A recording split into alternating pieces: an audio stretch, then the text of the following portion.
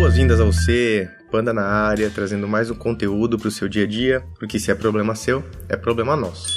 E o conteúdo de hoje foi escrito por Denise Dutra, e ele está no site do MIT Technology Review. O nome do artigo é A Pandemia Desnudou a Crise de Lideranças nas Organizações. O link para esse artigo vai estar no nosso backstage, k21.link/LoveTheProblem, assim como as referências que eu citar aqui nesse episódio. Bora de conteúdo?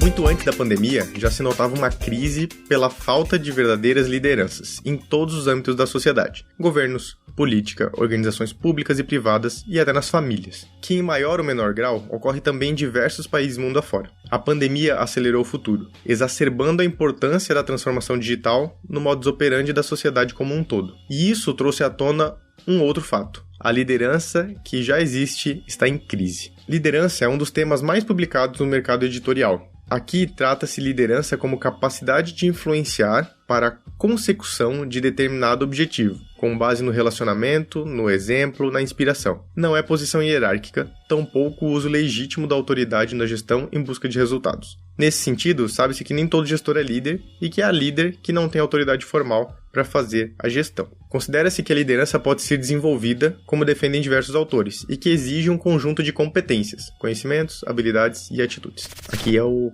chá, né? Conhecimentos, habilidades e atitudes. Tem um post lá no nosso Insta, @LoveTheProblem, que a gente tem um postzinho sobre o chá, sobre isso, conhecimentos, habilidades e atitudes, que podem ser facilitadas por algumas características já adquiridas pelo próprio indivíduo. Assim sendo, de uma forma ou de outra, ratificando o conceito de que a aprendizagem humana acontece na seguinte proporção: 70-20-10, 70 na informalidade, observação e experimentação, 20 por modelos e orientação e 10 de forma sistematizada, as pessoas podem aprender a ser líderes. Por outro lado, também não será tratado o líder como super-herói, um ser que precisa ter tantas características diferenciadas dos não-líderes, e de quem não se admite erros ou fragilidades. Nesse sentido, a pandemia trouxe impactos positivos, pois nos colocou frente à imprevisibilidade e vulnerabilidades humanas, ressignificando alguns temas que antes eram rechaçados, como trata a obra de Brené Brown, A Coragem de Ser Imperfeito. Isso é verdade, botou isso na nossa cara. Várias dessas coisas, várias dessas afirmações que a Denise trouxe aqui nesse último trecho, elas foram colocadas à prova por esse momento diferente da humanidade, né?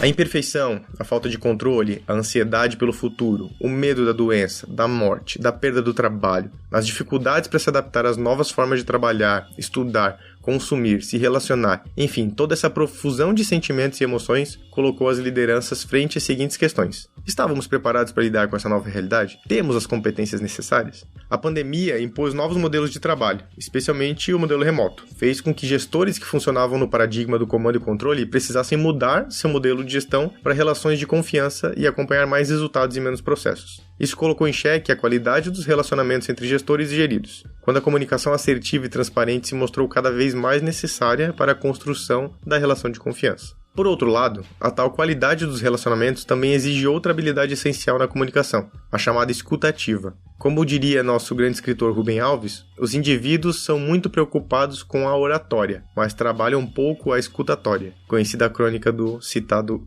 escritor. A espinha dorsal de uma comunicação eficaz é a empatia entre emissor e receptor, permitindo o genuíno entendimento das necessidades, emoções, até pensamentos. É possível ter uma verdadeira comum ação e quando ocorre reciprocidade de ação comum, é mais fácil influenciar. Esse artigo está maravilhoso, ele tem vários trocadilhos com as palavras aqui, então talvez eu não consiga expressar aqui, lendo, a riqueza desse conteúdo. Então, indico muito a você, depois de ouvir, tira um tempo, reserve aí, coloca no seu backlog de leitura esse artigo da Denise, tá maravilhoso. Não se trata de abandonar a noção de gestão, mas de transformar os gestores em líderes de suas equipes, para que os resultados perseguidos sejam sustentáveis, pois gestores que não são líderes usam apenas a autoridade legítima, e essa por si só não garante o engajamento e o compromisso das pessoas com os resultados de longo prazo. Não é uma escolha entre ser líder ou gestor, mas entender que a liderança pode ocorrer em qualquer lugar ou posição. Ela é função de facilitar processos, mudanças, e será impossível promover a transformação digital das organizações sem líderes que assumam seu papel de influenciadores, inspirando pessoas por seus exemplos. Líderes não nascem prontos, eles são feitos por si próprios, juntos às suas equipes de trabalho, porque não adianta apenas ter oportunidade, o que pode ser gerado pela empresa, é preciso ter Mindset de crescimento para se transformar num líder, segundo Carol Dweck, autora da obra Mindset.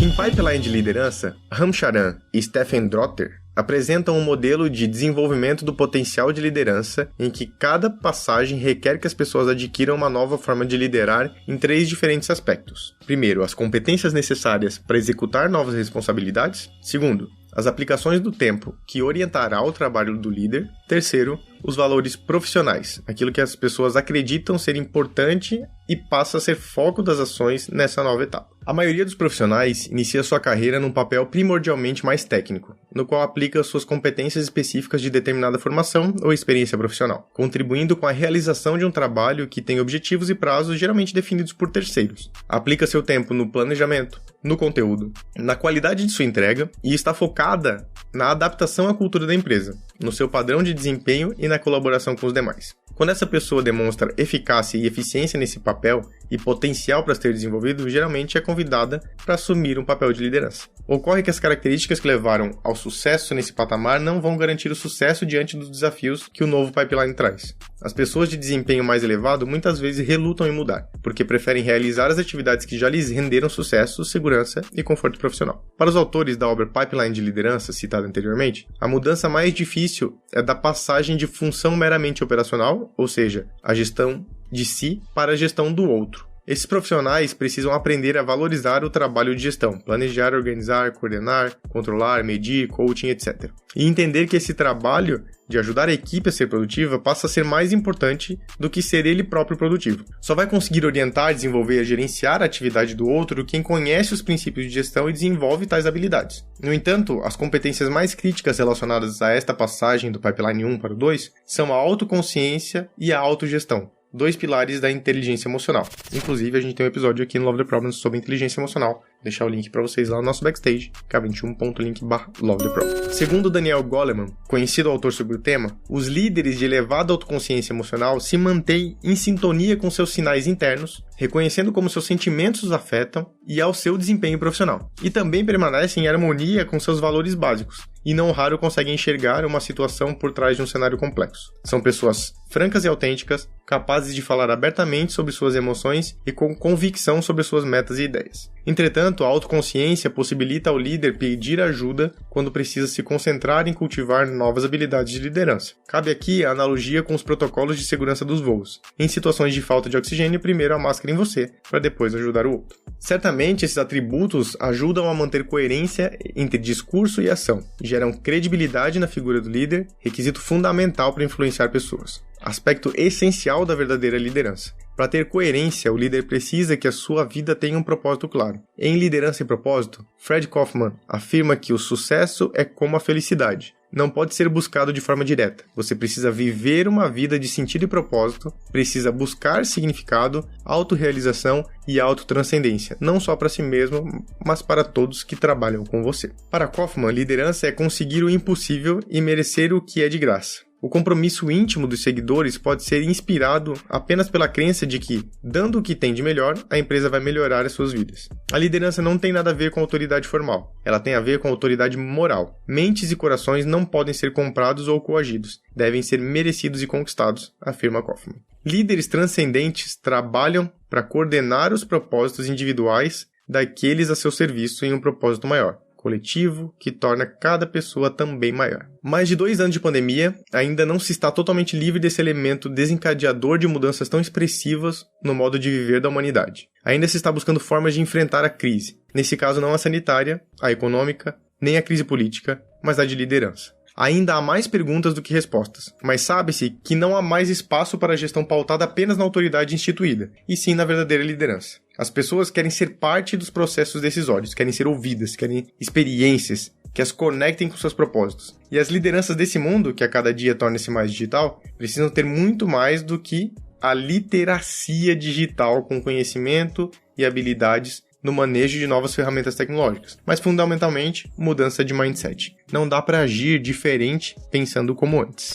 E para quem não sabe o que é a literacia como eu, literacia é letramento. Então, quando ela fala aqui de literacia digital, ela está falando de letramento digital. Então, ela fala que Precisa muito mais do que isso. A capacidade de fazer leituras de cenários, flexibilidade, capacidade de adaptação, resiliência e inteligência emocional serão essenciais, pois este novo mundo nos confrontou com o adoecimento mental, que antes era tão negado e motivo de preconceitos. O aumento nos índices de doenças mentais está alarmante segundo diferentes fontes de pesquisas. E o que antes era problema das instituições de saúde, hoje está dentro de todas as organizações sociais, famílias, empresas, governos. A evidência coloca as lideranças frente a novos desafios de como gerenciar pessoas, pois está diariamente vivenciando vários paradoxos. Competição versus colaboração, metas versus bem-estar, indivíduo versus coletivo, transparência versus proteção de dados, presencial versus virtual, pessoal versus profissional, local versus global, lucro versus reputação, curto versus longo prazo e assim por diante. Tudo isso remete a mais duas competências críticas: a assertividade, capacidade de assumir posições claras, fazendo valer o seu ponto de vista sem perder a perspectiva do outro, e o equilíbrio.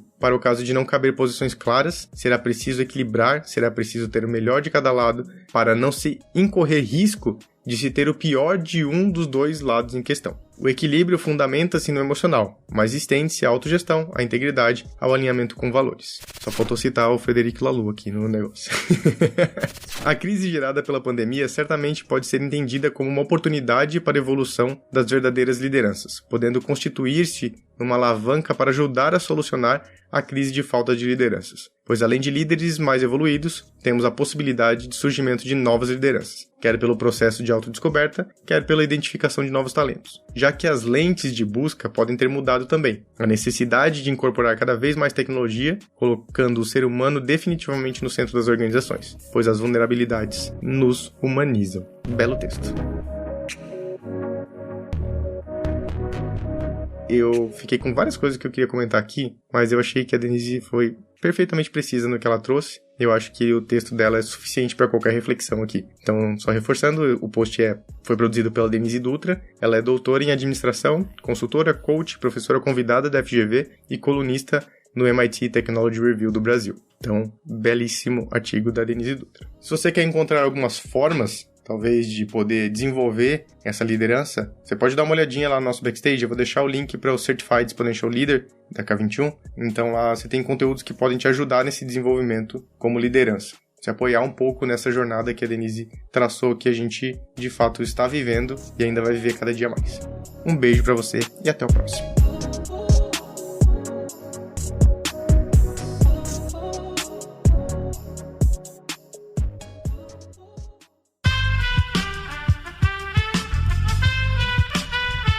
Esse podcast foi editado por Aerolitos Edição Inteligente.